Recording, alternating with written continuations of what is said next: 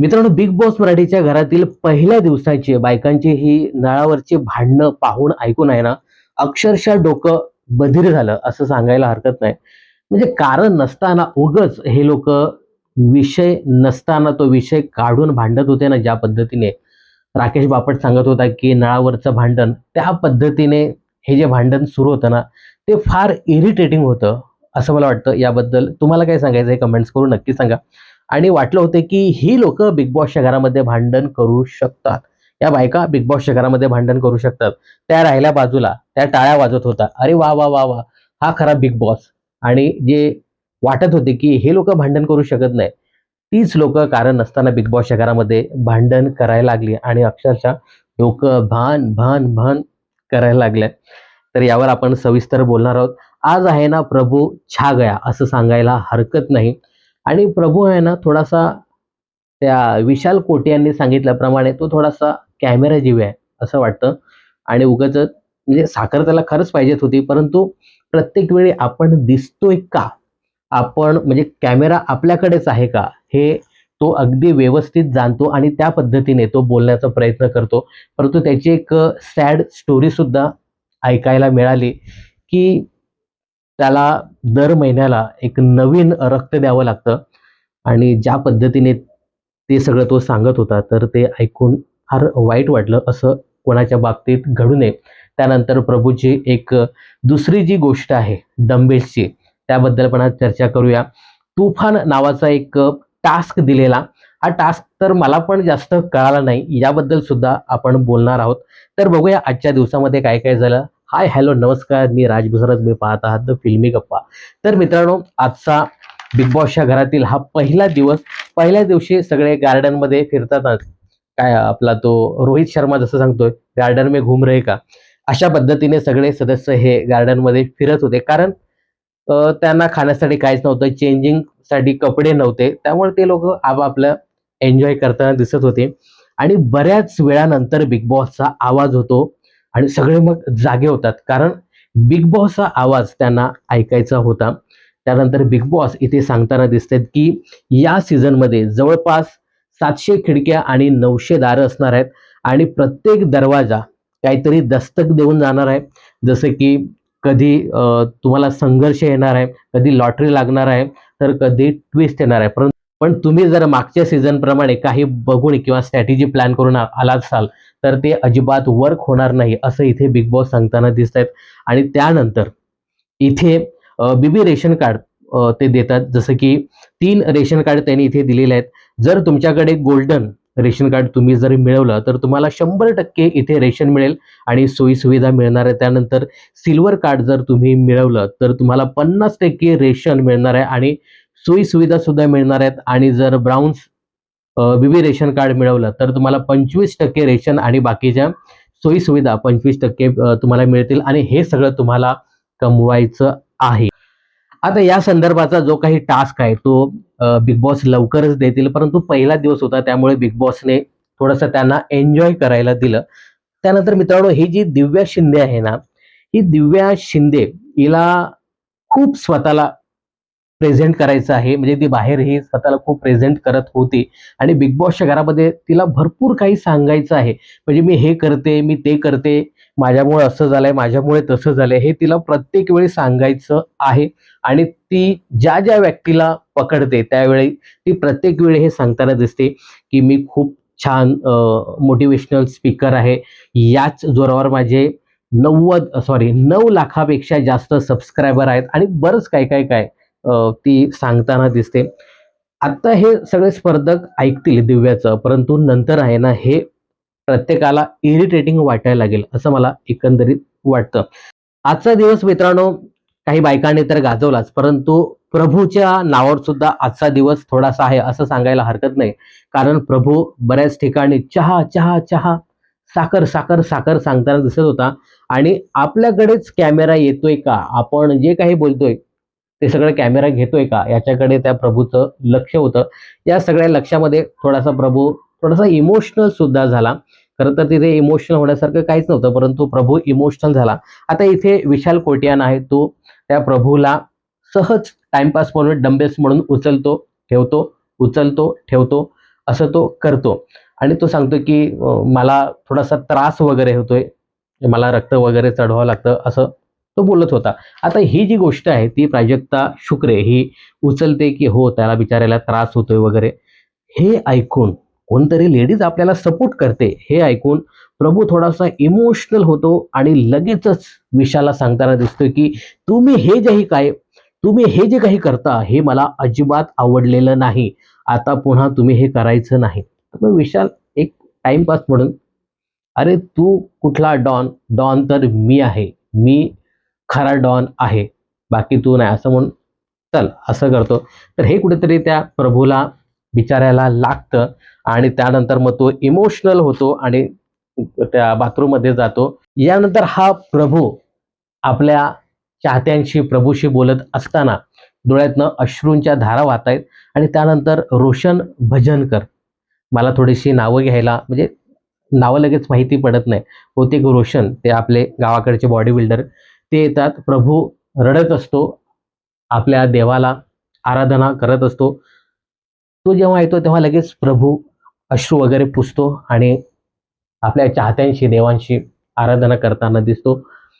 रोशन भजनकर गेल्यानंतर प्रभू लगेचच camera, camera, camera, camera कुठे आहे? आणि लगेचच हे प्रभू करायला सुरुवात. तर हा प्रभू जो आहे ना, इमोशनल तर आहे. त्याची एक सॅड स्टोरी आपल्याला नक्कीच पाहायला मिळते. पण थोडासा कॅमेरा जीवा किंवा मग एक चांगला आर्टिस्ट, ॲक्टर आहे असं सांगायला हरकत नाही. त्यानंतर प्रभूबद्दल सांगायचं झालं तर प्रभू हा सकाळी एकटाच असा कंटेस्टंट असेल, की तो लवकर उठून त्यांनी सगळं ब्रश वगैरे करून, अंघोळ वगैरे करून, कपडे घालून मस्तपैकी पावडर लाली ते सगळं तो काढून लावत होता. हे कशाला, ते कशाला, पावडर कशाला, हे सगळं करताना तो दिसत होता. त्यामुळं आजचा दिवस प्रभू, प्रभू, प्रभूच्या नावावर होता असं सांगायला हरकत नाही. त्यानंतर आता आपण टास्क बद्दल बोलूया. तुफान आलं या. खरं तर मित्रांनो हा टास्क मला सुद्धा जास्त कळाला नाही. नेमकं काय टास्क होता आणि त्याचा सगळा बट्ट्याबोळ या लोकांनी केला. तुम्हाला हा टास्क कळाला का हे थोडंसं कमेंट्समध्ये नक्की सांगा. तर या टास्कमध्ये बझर ठेवलाय आणि स्पर्धकांना इथे बिग बॉस सांगताना दिसतंय, की हे जे काही तुफान आहे, हे तुम्हाला थांबवायचं आहे किंवा झेलायचं आहे. आता इथे सागर कारंडे जो आहे, तो पहिल्यांदा सांगताना दिसतो, की आम्ही हे झेलणार. सागरने सांगितले, मग बाकी सगळे मेंढरासारखे त्याच्या पाठी आले. काय टास्क आहे, काय समजून घेण्याचा प्रयत्नही करत नाही. कोणतरी मोठं सांगते आणि आम्ही ऐकतोय. परंतु इथे जी अनुश्री आहे, ती थोडासा विचार करते आणि सांगते, की नाही, जर आपण हे जर झेलत असू, तर आपल्याला बऱ्याच गोष्टी ह्या सॅक्रिफाईस करावी लागतील. सॅक्रिफाईस तुम्हाला काय करावं लागेल, तर तुम्हाला म्हणजे तुमचं बेड जाऊ शकतो, अजून काही राशन जाऊ शकतं, जेवणाचं साहित्य जाऊ शकतं. परंतु अनुश्री जेव्हा ही सांगत होती, तर तिच्याकडे अजिबात कोणीच लक्ष देत नव्हतं. म्हणजे एक जाते ना, भीड जहाँ पे है वहाँ पे हम लोग जाएंगे. गर्दीच्या जिथे गर्दी आहे तिथं चांगलं आहे असं म्हणून बाकी सगळे जात होते आणि याचा कुठेतरी पश्चाताप नंतर बाकीच्या सदस्यांना होणार होता, परंतु तो पश्चाताप लोकांमध्ये दिसला नाही. अगदी शेवटपर्यंत दिसला नाही. आता एकीकडे 16 सदस्य आणि एकीकडे 1 सदस्य होता. शेवटी बिग बॉस सुद्धा सांगतात, की अनुश्री योग्य होते. बाकीचे सगळे जे आहेत ना, ते अयोग्य. म्हणजे तुम्ही नेमका टास्क काय हे समजून घेण्याचा प्रयत्नच केला नाही. आम्ही झेलणार, राकेश पण सांगतो आम्ही झेलणार. तो विशाल कोटियान पण सांगतो, की आम्ही झेलणार. झेलण्यासाठीच आम्ही आलोय. बिग बॉस खेळण्यासाठीच आम्ही आलोय. अरे पण टास्क काय आहे ते पहिल्यांदा समजून घ्या ना. तुम्हाला वेळ दिली. कोणीतरी एखादा असेल, की जाऊन पटकन बजर वाजवू, बघूया काय होतंय पुढे. पण नाही. काही लोकं म्हणजे काय त्याला म्हणू आपण, मेजॉरिटी जिकडे गेले तिकडे हे लोकं गेले. जर बजर वाजवला असता तर अजून ट्विस्ट आला असता. काहीतरी नक्कीच बघायला मिळालं असतं. परंतु बाकी सगळेच जे 16 सदस्य आहेत त्यापैकी निदान अर्धे सदस्य तरी त्या अनुश्रीला बोलताना दिसत होते. पण बिचारी स्ट्रॉंगपणे उभी राहिली आणि त्यानंतर बिग बॉसने ज्या पद्धतीने तिची तारीफ केली, बऱ्याच जणांना मिरची लागली. बऱ्याच तिच्या सहकाऱ्यांना मिरची लागली असं सांगायला हरकत नाही. त्यानंतर सगळ्या सदस्यांना शिक्षा म्हणून बिग बॉस घर बंद करतात आणि बाकी सगळे सदस्य हे गार्डन एरियामध्ये असतात. आता गार्डन एरियामध्ये असताना सुद्धा सगळ्यांची टंगळ-मंगळ पाहायला मिळत होती आणि अनुश्रीला सगळे सुनावताना दिसत होते. म्हणजे बिग बॉस एवढं सगळं सांगून सुद्धा की तिने योग्य केलं, पण अनुश्रीचं काय झालं की ती मी कशी योग्य माझा जो काय पॉइंट ऑफ व्ह्यू होता तो कसा चांगला आहे हे सतत सांगताना दिसत होती. त्यामुळे बाकीचे इरिटेट झालेले सगळे सदस्य आणि मग ते अनुश्रीवरती एक एक एक एक करून तुटून पडत होते. त्यानंतर मित्रांनो करण सोनावणे वहिनी वर्ण बिग बॉसच्या घरातील दोन बायकांमध्ये प्रचंड राडा. म्हणजे काय सांगू, आपल्या राकेश बापटच्या भाषेमध्ये सांगायचं झालं तर नळावरचं भांडण, म्हणजे काही कारण नसताना नळावरचं भांडण आपल्याला पाहायला मिळालं. आता हा करण सोनावणे आहे, तो जेव्हा सकाळी गाणं वाजलं तेव्हा त्या स्विमिंग पूलमध्ये गेला, मस्तपैकी त्याने आंघोळ केली याची चर्चा नंतर जेव्हा हे गार्डन एरियामध्ये सगळेजण होते त्यावेळी करत होते की फालतूमध्ये असं काही शब्द प्रयोग झाला. तन्वी आणि करणमध्ये पहिल्यांदा डिस्कशन झालं होतं. त्यानंतर करण हा जो आहे, हा जे काही त्यांच्यामध्ये डिस्कशन झालं तन्वी आणि करणमध्ये, ते येऊन इकडे त्या रुचिराला सांगताना दिसतोय की ते फालतूमध्ये असं तोंडात पाणी जाईल वगैरे वगैरे असं सांगत होते. आता हे तन्वी ऐकते आणि त्यानंतर ती करणला जाब विचारला जाते की आपलं अगोदर बोलणं झालं होतं ना, मग हा विषय तू अशा पद्धतीने का घेऊन आलास असं काहीतरी ती सांगताना दिसते. आता याच्यावरती रुचिरा ही जी आहे, रुचिरा जामदार, खरं तर नावं पटकन येत नाही, ही रुचिरा उगाचच त्या तन्वीला भांडताना दिसत होती. आता इथे तन्वी स्पष्ट सांगताना दिसते की माझं आणि त्याचं भांडण आहे, आम्हाला बोलू दे, तुझं मध्ये मध्ये काय. आता ही रुचिरा तिला सांगत होते की तुम्ही लगेचच तलवारी काढून घेऊन फिरत असता. खरं तर मला असं वाटत होतं की तन्वी नव्हे, ही रुचिराच तलवार घेऊन फिरत होती. कोण आहे ते मी सपासप सपासप कापते. आणि ज्या पद्धतीने या दोघींनी भांडणाला सुरुवात केली, मगाशी सांगितल्याप्रमाणे कारण नसताना, बिचारा ज्याच्यावरनं हे भांडण सुरू झालं तो घाबरून वेगळाच राहिला. आणि या दोघींमध्ये एवढी शाब्दिक बाचाबाची पाहायला मिळाली की रुचिरा काय एक एक शब्द वापरत होती, झक मारली, शेणाचा आणि बरंच काय काय, आणि बरेच काही शब्द तर म्यूट केले असं मला वाटतं. तर इथपर्यंत हे जायला नको होतं. मगाशी सांगितल्याप्रमाणे रुचिराज सपासप सपासप काढत होती. मी सुरुवातीला तुम्हाला सांगितलं ना की मला वाटत होतं की हे लोक बिग बॉसच्या घरामध्ये आल्यानंतर भांडणं करतील, मग तीच लोक या लोकांसाठी टाळ्या वाजत होते, अरे खरा बिग बॉस तर आता सुरू झाला. तर मित्रांनो अशा प्रकारे आजचा दिवस होता. उगचच कारण नसताना या दोघीही भांडत होत्या.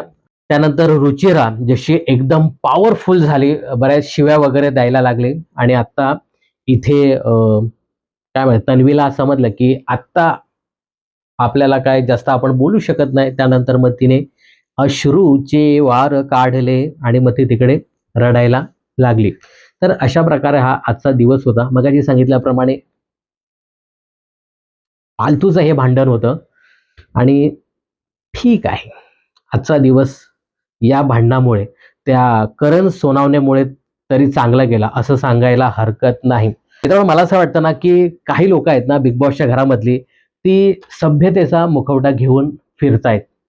म्हणजे आम्ही खूप सभ्य असं दाखवण्याचा प्रयत्न सध्या करतायत, परंतु यांचे जे मुखवटे आहेत ना ते लवकरच काढले जातील असं मला वाटतं. विशाल कोटियान यांनी काय दिवे त्या बिग बॉस 15 मध्ये लावलेत हे चांगलंच माहिती आहे. त्यानंतर ही सोनाली राऊत अगदी सभ्यतेचा मुखवटा घेऊन फिरते. हिने सुद्धा बिग बॉस हिंदीच्या 8व्या सीझन मध्ये काय केलंय हे आपल्याला माहिती आहे. तिचं एक ते हे चांगलं होतं की मेकअप निघाला तर मी रमेश वगैरे दिसेन, तर ते चांगलं होतं. पण विशालबद्दल मी एक सांगेन की प्रभू आणि थोडासा प्रभू इमोशनल झाला होता विशालमुळे, परंतु विशालने ती गोष्ट लगेच कव्हर अप केली. त्याला वाढू दिलं नाही. उगाचच परत चल वगैरे किंवा जवळ घेतलं त्या प्रभूला. परत त्याने तसंच ठेवलं असतं ना लांब, तर मग ती गोष्ट नक्कीच वाढली असती. परंतु ते विशालने ती लगेच सॉल्व्ह केली ती गोष्ट. त्यामुळे ते बरं झालं. त्यांनी जास्त ते वाढू दिलं नाही. पण मित्रांनो एक आहे, मगाशी सांगितल्याप्रमाणे बिग बॉसच्या घरामध्ये बरीच लोकं, म्हणजे 90-95% लोकं आहेत ना, ती अजून सुद्धा मुखवटे घेऊन फिरतायत. 2-3 लोकांचे मुखवटे पडलेत, परंतु बाकी अजून मुखवटे घेऊन फिरतातच. बिग बॉस जेव्हा जेव्हा टास्क देतील ना, तेव्हा जे काही समजूतदारपणाचा जो काही मुखवटा बाकीचे सदस्य घेऊन फिरतायत ना, बिग बॉस जसे एक एक टास्क देतील ना, तसे यांचे मुखवटे सुद्धा बाहेर पडतील. तर असा आजचा दिवस होता. बाकी काही जास्त या दिवसामध्ये झालं नाही. जे काही महत्त्वाचं ते तुम्हाला मी सांगितलं. तर काय वाटतं तुम्हाला, की या सीझनमध्ये कोण कुठला सदस्य मुखवटे घेऊन फिरतोय हे कमेंट्स करून नक्की सांगा. आणि हो, तनुश्री आणि रुचिरा जामदार यांच्या भांडणामध्ये काय वाटतं तुम्हाला? कोण खरं आणि कोण खोटं हे सुद्धा कमेंट्स करायला विसरू नका. बिग बॉसच्या अशाच अपडेट जाणून घेण्यासाठी चॅनल जर सबस्क्राईब केलं नसेल तर जरूर सबस्क्राईब करा.